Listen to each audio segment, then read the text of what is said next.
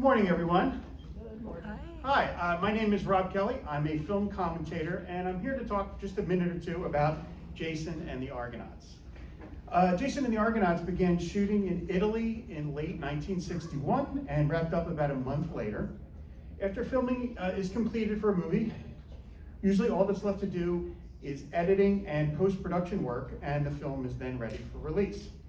But for this movie, it was after principal photography was completed that the real work began, because that's when Ray Harryhausen took over. Despite not being a director, producer, writer, or an actor, Ray Harryhausen is one of the most influential figures in movie history.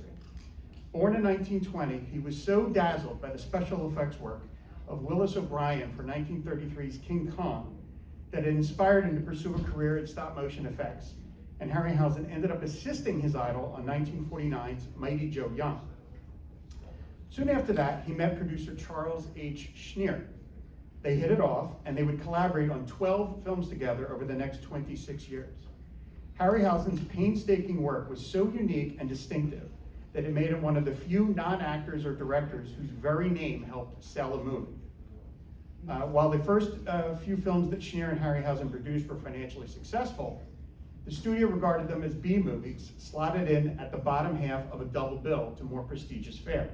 But when Columbia Pictures got a look at the work being produced for Jason, they sold it to theaters as an A picture. Harryhausen worked for almost an entire year producing Jason's now legendary action set pieces. He had to painstakingly match his models' movements to the footage of the actors, moving each figure a fraction at a time. And that's the reason that I think Harryhausen's films have endured, even though special effects have made quantum leaps since his retirement in 1981. It's because you can feel the man's personality come across.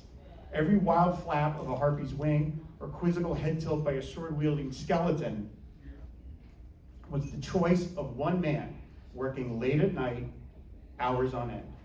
The climactic sword fight with the skeletons took more than 4 months of work for just a few minutes of screen time. By the way, speaking of the skeletons, check out the shields they are carrying in the battle, and you'll see references to Harryhausen's creations from other movies. In a cinematic world where the end product often feels generic and made by committee, Harryhausen's creations still feel singular. That said, Harryhausen's set pieces are aided immeasurably by the legendary Bernard Herrmann's brilliant score and the fantastic sound effects work.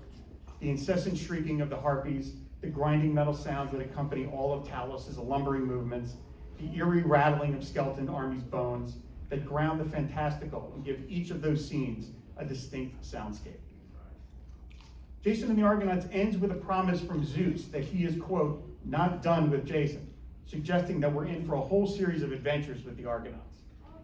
Sadly, that was not to be, because Jason was a mild box office disappointment in America. Luckily, that did not stop Harryhausen. He kept working and would deliver some even more impressive visual effects for movies like 1 Million Years BC, The Golden Voyage of Sinbad, my personal favorite, and Clash of the Titans. Thanks to constant rotation on local television, audiences would catch up with Jason and the Argonauts. Eventually, the film became regarded as a classic, with big screen heavyweights singing its praises, like director Peter Jackson and Tom Hanks, who in 1992 said, quote, some people say Casablanca or Citizen Kane. I say Jason and the Argonauts is the greatest film ever made.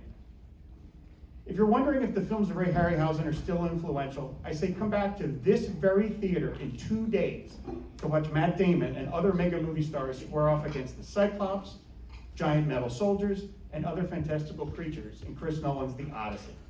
What Ray Harryhausen could have done with an IMAX camera. One last thing I want to mention. Even though this movie is readily available on the device in all of your pockets, you all came here at this appointed time to see this movie together. I think that's because people who value seeing movies on the big screen have a powerful, unconscious desire to, as Martin Scorsese has put it, share a common memory. So let's all go for this marvelous adventure together. Thank you.